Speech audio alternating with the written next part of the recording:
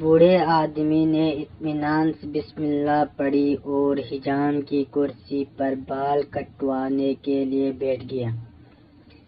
بوڑھے کے چہرے پر موجود نرم مسکراہٹ سے حجام کو بات چیت کا حوصلہ ہوا۔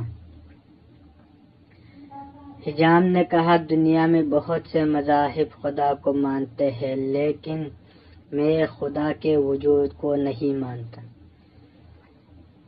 بوڑھے مسلمان نے پوچھا، کیوں نہیں مانتے؟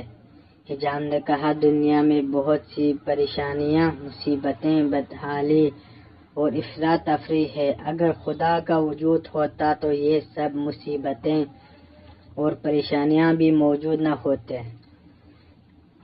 بوڑھے نے مسکراتے ہوئے کہا، میں بھی اس دنیا میں حجام کے وجود کو نہیں مانتا۔ حجام نے پریشان ہو کر پوچھا، کیا مطلب؟ میں آپ کی بات نہیں سمجھا۔ بوڑھے نے حجام کی دکان سے باہر گزرتے ایک گندے اور لمبے بال والے شخص کی طرف اشارہ کر کے کہا، کیا تم اس شخص کے لمبے اور گندے بال دیکھ رہے ہو؟ حجام نے کہا، جی ہاں، لیکن اس کا میری بات سے کیا تعلق؟ بوڑھے نے نرم لہجے میں کہا، اگر حجام ہوتے تو لمبے اور گندے بالوں والے لوگ بھی نہ ہوتے۔